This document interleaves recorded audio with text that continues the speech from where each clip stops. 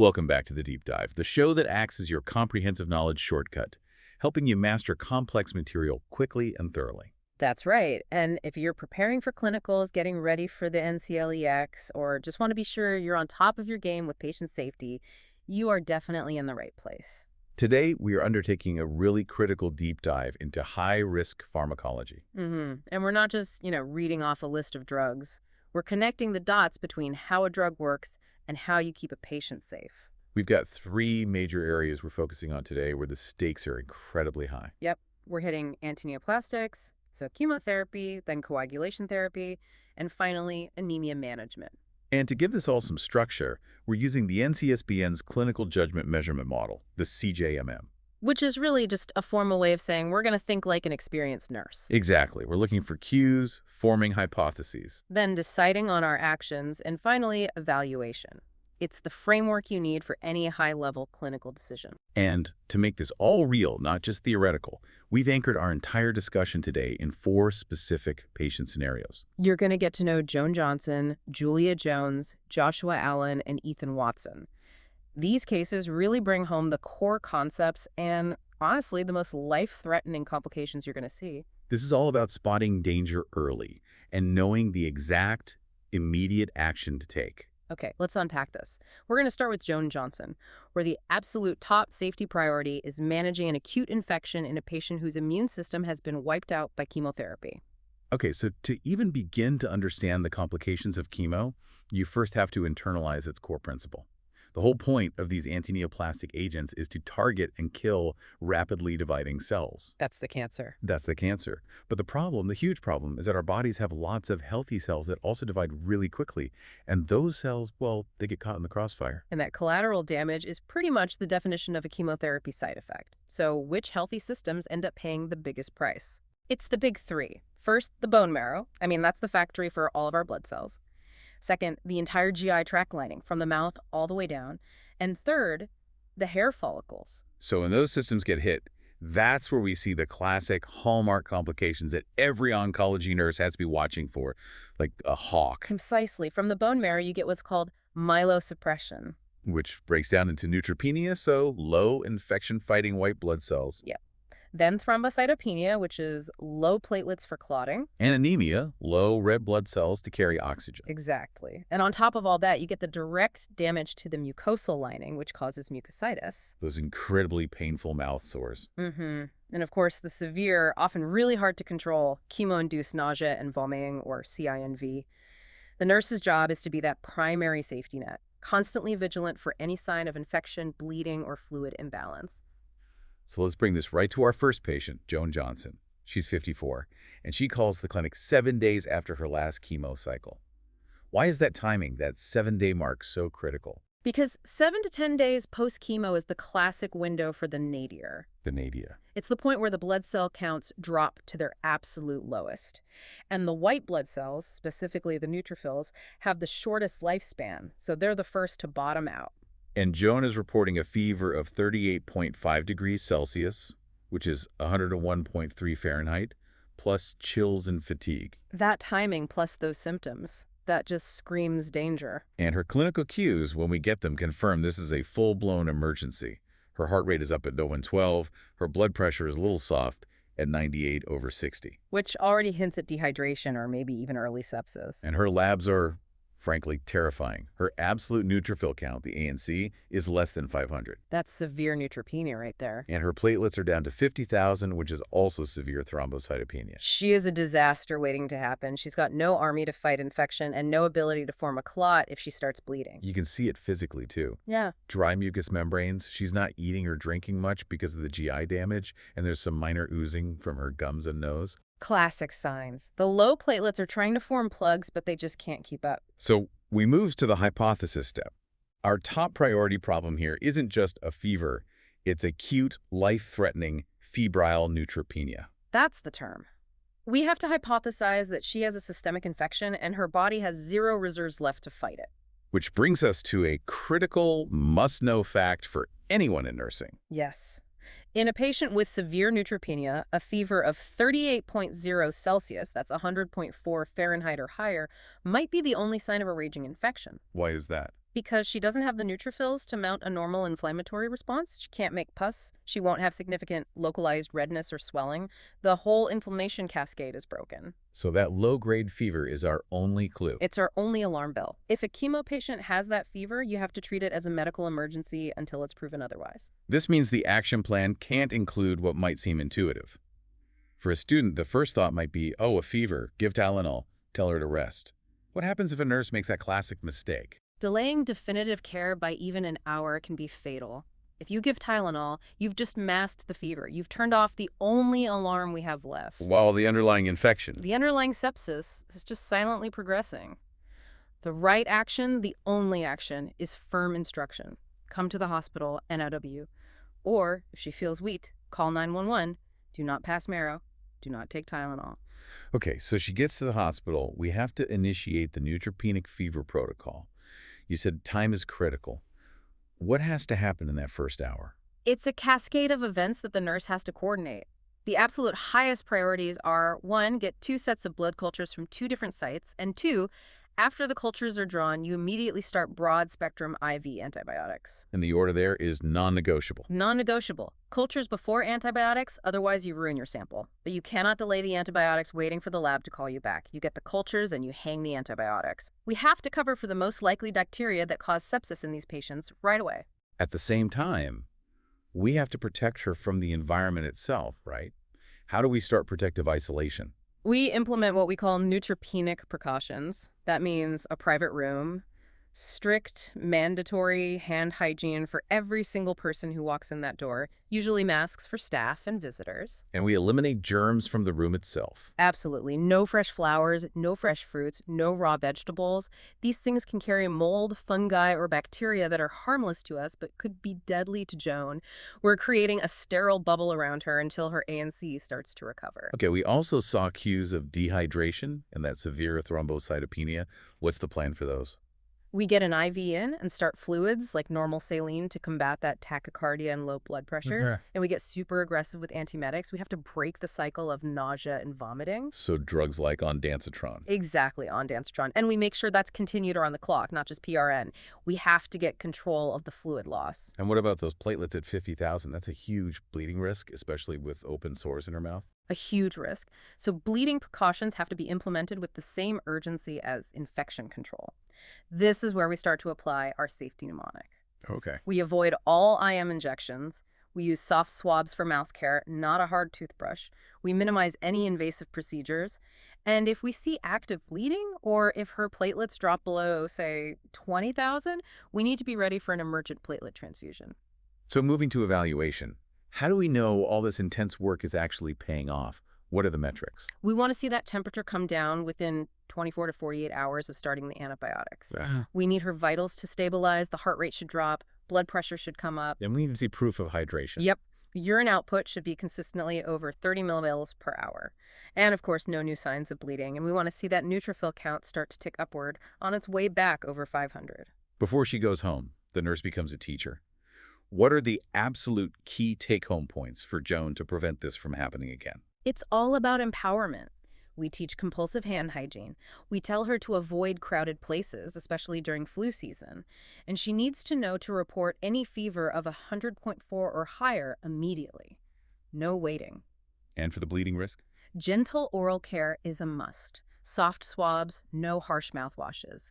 And we have to make sure she understands how to use her antiemetics and to keep sipping fluids all day, every day, to stay ahead of dehydration. Now, you mentioned a mnemonic for bleeding precautions. Yeah. This applies to Joan's low platelets, but it's also critical for our next patient who's on blood thinners. Absolutely. The reason for the bleeding risk might be different, but the nursing actions are identical. We use the mnemonic RANDI to remember all the key safety interventions. RANDI. Okay, let's walk through it. R is for razors, electric razors only. A straight blade is just asking for a cut that won't stop bleeding. Okay. A is for aspirin and NSAIDs. You have to strictly avoid them unless they're explicitly ordered by the oncologist. They inhibit platelet function and make a bad situation much, much worse. N is for needles. Use the smallest gauge possible, minimize sticks, and hold extra prolonged pressure after any venipuncture. Makes sense. D. D is for decrease invasive procedures. No IM injections, which can cause a deep hematoma. No rectal temps or suppositories that could tear the fragile mucosa. And finally, I. I is for injury prevention. Right. This is all about environmental safety, fall precautions, clear walkways, no throw rugs, and avoiding any kind of trauma or contact sports. That Randy I framework is fundamental. It covers Joan, and it's going to be the standard of care for our next patient, Julia. Exactly. Here's where it gets really interesting. We're shifting from the world of chemo complications to the complex landscape of antithrombotic therapy. And confusing these three classes of drugs, anticoagulants, antiplatelets, and thrombolytics, is a fast track to causing serious patient harm. You have to be laser focused on what each one does. It's like knowing which tool to grab from the toolbox. It really is. Think of it as targeting a specific part of the clotting puzzle. You've got platelets sticking together, and you've got the coagulation cascade building a fibrin mesh. They're different processes. Okay, let's start with the big one. Anticoagulants. These are your classic blood thinners. We're talking about heparin, warfarin, enoxaparin, which is a low molecular weight heparin, and the newer DOACs, the direct oral anticoagulants. What's their mechanism? What part of the puzzle do they hit? They interrupt the coagulation cascade. They block specific clotting factors, which essentially prevents the body from building that strong fibrin mesh. So they prevent new clots from forming, and they keep existing clots from getting bigger, but, and this is a huge but, they don't actually dissolve a clot that's already there. That is the single most important takeaway. They stop the clock on clot growth. They're used for clots that are rich in fibrin, which usually form where blood flow is slow, so in the venous system. Like a deep vein thrombosis, a GVT, or a pulmonary embolism, a PE. Exactly. Or to prevent clots in the heart from something like atrial fibrillation. They just hold the clot in check while the body's own systems slowly start to break it down over days or weeks. Okay, next up, antiplatelet agents. You call these the platelet slickers? I do. Think aspirin, clopidogrel brand name Plavix. These drugs don't touch the coagulation cascade. Instead, they interfere with the platelets themselves. They make them less sticky, so they can't aggregate and form that initial plug. So if anticoagulants are for slow-flow venous clots, where are antiplatelets most effective? In the arteries, in the high-flow system. Clots that form there, usually from a ruptured atherosclerotic plaque, are super rich in platelets. So this is why we use them for prevention of heart attacks and strokes. Precisely. Long-term prevention after an MI, after a stent is placed, it's all about stopping that initial platelet plug from forming in the arteries. So if a patient with a big DVT, a venous clot, was only given aspirin, what would happen? It would be a catastrophic failure of treatment. The DVT is mostly fibrin, driven by the cascade. Aspirin would do next to nothing to stop that clot from growing and potentially breaking off and becoming a life-threatening PE. You must use an anticoagulant for a DVT. That distinction is critical. Okay, finally, the true clot busters. Thrombolytics. These are the emergency drugs, the big guns. Think Alteplase or TTA. And unlike anticoagulants, these actually do dissolve the clot. They do. They actively blow it up. They work by activating plasmin, which is the body's natural enzyme for breaking down fibrin. They don't prevent the clot, they destroy it. So this is for the acute catastrophic event. Yes. An acute ischemic stroke, but only within a very tight time window. A massive life-threatening PE. A big heart attack when you can't get the patient to a cath lab immediately. But because they're so powerful, the bleeding risk must be huge. Off the charts. They create a systemic polytic state, meaning they can dissolve helpful clots too. The risk of major hemorrhage, especially in the brain, is significant. Which means they have a ton of contraindications. A ton. Recent surgery, any history of hemorrhagic stroke, active bleeding, super high blood pressure, all of those are absolute no-goes. These are short-term drugs used only in the ER or ICU under intense monitoring. So to recap, anticoagulants prevent growth for things like DVT. Antiplatelets prevent sticky plugs from forming for MI prevention. And thrombolytics destroy the existing clot in an emergency. You've got it. And remember, it gets even more complex when a patient is on, say, both warfarin and aspirin. Their bleeding risk is amplified, which makes our Randy I precautions absolutely non-negotiable. Okay, let's dive deep into the two giants of anticoagulation, heparin and warfarin. We're going back to our patient, Julia Jones. She's 68, just had a hip replacement, and now she has a DVT. So Julia's initial treatment is the classic heparin bridge. We need to start anticoagulating her immediately, so we start an IV heparin drip. It works in minutes. And at the same time, we start her on oral warfarin. Correct. So why the overlap? Why both? Why not just start the warfarin from day one? Because warfarin is slow. Its mechanism is to stop the liver from synthesizing new vitamin K-dependent clotting factors. But it does absolutely nothing to the factors that are already circulating in the blood. And it takes time for those to get used up. It takes 48 to 72 hours, sometimes longer, for those existing factors to degrade enough for the warfarin to have a therapeutic effect. The heparin bridges that gap, providing immediate protection while we wait for the warfarin to kick in. So what are the nurse's main monitoring jobs during this bridge phase? It sounds intense. It is. For the IV heparin, you're monitoring the APTT, the activated partial thromboplastin time, usually every 6 hours. You're constantly titrating that drip based on a protocol to keep the APTT in the therapeutic range. Which is usually around 60 to 80 seconds. Typically, yeah, about 1.5 to 2.5 times the normal control value. And for the warfarin. For warfarin, you're checking the PT-INR daily. The INR is the standardized number we use. Once Julia's INR hits that sweet spot, the target of 2.0 to 3.0 on 2 consecutive days, we can safely stop the heparin drip. She's fully transitioned. That's the best case scenario. But this is high-risk pharmacology, so let's introduce a complication. What are the critical cues we see on day 5 that tell us Julia is in serious trouble? Okay, on day 5, 2 things happen that are major red flags. First, her platelet count, which was normal at 280,000 when she came in, has plummeted to 110,000. That's more than a 50% drop all on heparin. Exactly. And second, she develops new clinical signs. She's got petechiae, those little pinpoint bleeding spots on her arms, and she's complaining of new severe pain in her leg, a different kind of pain than her original DVT. So our hypothesis shifts from a simple DVT to a catastrophic drug reaction. Heparin-induced thrombocytopenia, or HIT. This is the moment where a sharp nurse saves a life. HIT is an immune reaction. The body creates antibodies against heparin, and paradoxically, this whole process activates the remaining platelets, leading to widespread, devastating clotting, even though the platelet count is low. So the low platelets cause the little bleeds, like the petechiae, but the real danger is massive new clots. That's the deadly paradox of HIT. That new leg pain is probably a new arterial or venous clot. So the action plan has to be immediate, no waiting. Zero hesitation. Priority action number 1 is STIP all heparin immediately. I mean everything, the IV drip, any sub-Q shots, and even the heparin used to flush IV lines. Every molecule has to go. And you notify the provider immediately. But now she's off heparin, but her risk of clotting is actually higher than ever. So what do we start? We have to switch to a non-heparin anticoagulant right away, something with a totally different mechanism. A common choice is argatrobin, which is a direct thrombin inhibitor given IV. What are the warfarin she was already on? Do we continue that? No, you have to hold the warfarin too. This is a critical point. Continuing warfarin during acute HIT can actually cause something called venous limb gangrene and skin necrosis. It's complicated, but it has to do with how it affects protein C first. We might even need to give vitamin K to reverse the warfarin she's already taken until the HIT resolves. This is exactly why knowing the deep differences between these drugs is so vital. Let's really synthesize the comparison between heparin and warfarin so it sticks. Let's do it. So, mechanism. Heparin is fast. It works on existing clotting factors. Warfarin is slow. It stops the synthesis of new factors. Route and onset. Heparin is MOV or sub-Q and works in minutes. Warfarin is a pill and takes days. Monitoring. This is a big one for tests. Heparin has a P in it, so you monitor the APTT. Warfarin has no P, so you monitor the PT-INR. The antidote. For heparin, it's protamine sulfate.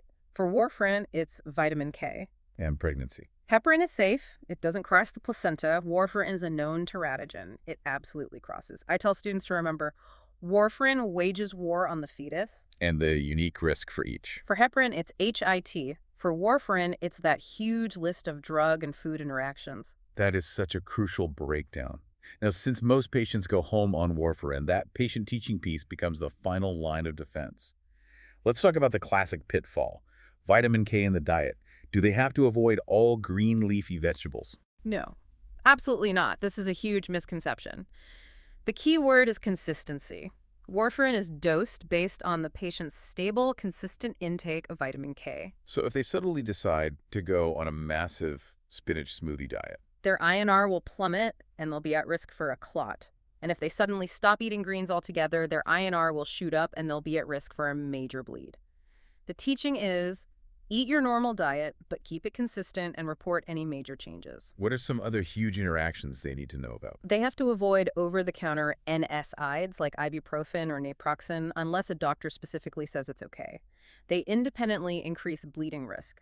They also need to be careful with alcohol and know that many common antibiotics can make their INR spike unexpectedly. And finally, we have to teach them the Randy Eye principles for home and what bleeding signs to report immediately. Yes, they need to know to call right away for dark, tarry stools, red or tea-colored urine, coughing up blood, unusual bruising, or a sudden severe headache.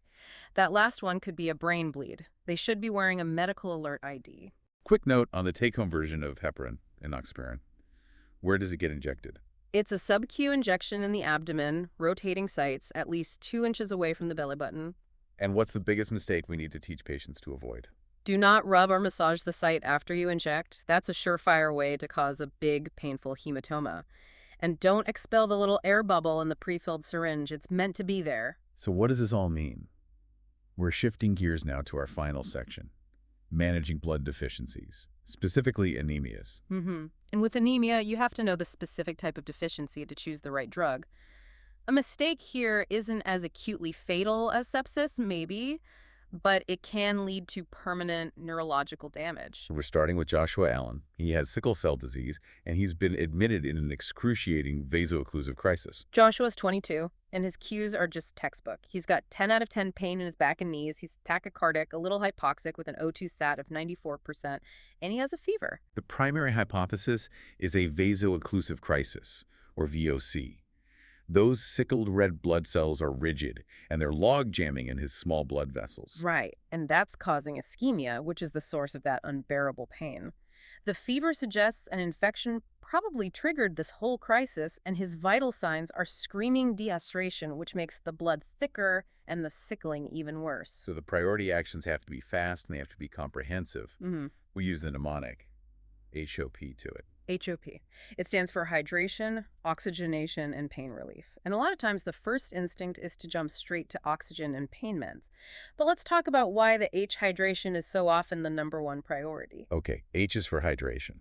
We need to start aggressive IV fluids, usually normal saline, at a pretty rapid rate. The goal here is hemodilution. Meaning we're trying to dilute the blood. Exactly. By making the blood less viscous, less thick, we can help those sickled cells change shape and start flowing more freely through the capillaries. It directly treats the underlying cause of the occlusion and the pain. All right, O is for oxygenation. We give supplemental oxygen if the patient is actually hypoxic, so an O2 sat less than about 95%, or if they're in respiratory distress. So Joshua at 94% would get oxygen. He would. Hypoxia makes sickling worse, so we want to correct that. But if a patient's sat is, say, 98%, blasting them with oxygen isn't going to help the pain because the problem is the traffic jam, the occlusion, not a failure of gas exchange in the lungs.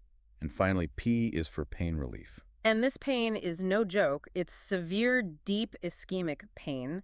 We have to treat it immediately and adequately with IV opioids, and very often we'll use a patient-controlled analgesia, a PCA bump, To give the patient control. and to provide around-the-clock coverage. PRN dosing is not appropriate here. That just leads to these horrible cycles of agony and relief. Beyond HOP, what else are we doing? We have to hunt down that infection trigger.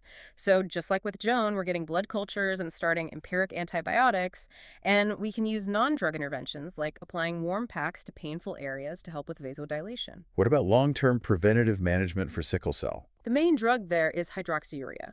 It's an oral medication that works by stimulating the body to produce more fetal hemoglobin, HbF. And fetal hemoglobin doesn't sickle. It doesn't. So by increasing the amount of HbF, you dilute the concentration of the bad hemoglobin, which dramatically reduces how often these crises happen. But it's a serious drug. It can cause myelosuppression, just like chemo, and it's highly teratogenic. Strict birth control is mandatory. Okay, let's shift to our last patient, Ethan Watson. He has the most common type of anemia in the world, iron deficiency anemia. Ethan is 19, and he presents with fatigue, headaches, and lab work showing classic IDO. But the really specific, unique cue for him is pica. He has an intense craving for chewing on ice. Zygophagia. Yes, it's a very specific sign of severe iron deficiency. So the action is straightforward. We start him on oral iron supplements like ferrous sulfate. But the teaching here is everything because absorption is terrible. It is. So to maximize absorption, you have to teach him 2 things. 1, take it on an empty stomach, 1 hour before or 2 hours after meals. And 2, take it with vitamin C. A small glass of orange juice is perfect. And what does he need to avoid taking it with? He has to avoid taking it at the same time as any calcium milk antacids or with coffee or tea. They all block absorption. He really has to plan his day around that iron pill. And what are the two big side effects that cause people to stop taking it? Number 1 is constipation. It's almost guaranteed. You have to be proactive and teach him to increase fluids and fiber and maybe use a stool softener. Number 2? His stools will turn black or dark green. You have to tell him this is normal and expected so he doesn't panic and think he has a GI bleed. But there's a huge safety priority with iron pills, especially around children. This is life or death. Iron overdose is one of the leading causes of poisoning death in young kids. The pills can look like candy. Ethan absolutely must keep his pills locked up and out of reach of children, always. And managing expectations. He feels terrible now. When will he feel better? It's a slow process. He should start to feel less tired in a few weeks. We'd hope to see his hemoglobin come up by about 2 points after a month. But, and this is key, to fully rebuild his body's iron stores, he has to keep taking the supplement for 6 to 12 months, even after he feels better and his HGB is normal. Let's quickly touch on 2 other key anemia therapies. First, vitamin B12 deficiency. B12 deficiency is dangerous because it doesn't just cause anemia, it causes potentially irreversible neurological symptoms: numbness, tingling, problems with balance. And the treatment depends entirely on the cause, if it's pernicious anemia. Pernicious anemia means the stomach doesn't make intrinsic factor, which you need to absorb B12 from food. So oral pills are useless. The only treatment is monthly intramuscular, or IM, B12 injections for life. For life. For life. If they miss their shots, the neurodamage will progress. Okay, last one. Erythropoiesis-stimulating agents, or ESAs, like androgen alpha. This is basically synthetic erythropoietin, the hormone your kidneys make to tell your bone marrow to produce red blood cells. We use it mostly for patients with anemia from chronic kidney disease or from certain chemo regimens. But it comes with some major safety warnings. What are the 2 things a nurse has to monitor? First is blood pressure. ESAs can cause or worsen hypertension, so you have to watch the BP closely. The second, and most critical, is the hemoglobin level itself. This seems counterintuitive. We're giving it to raise the hemoglobin, but we can't let it go too high. Exactly. There's a black box warning. Pushing the hemoglobin level above 11 GDL significantly increases the risk of stroke, heart attack, and blood clots. So the goal is not a normal hemoglobin of 15. The goal is to keep it between 10 and 11. If it goes over 11, you hold the dose and call the provider. And for it to work at all, the body needs the raw materials. Precisely. You can stimulate the factory all you want, but if there's no iron on the shelves, you can't build any cars.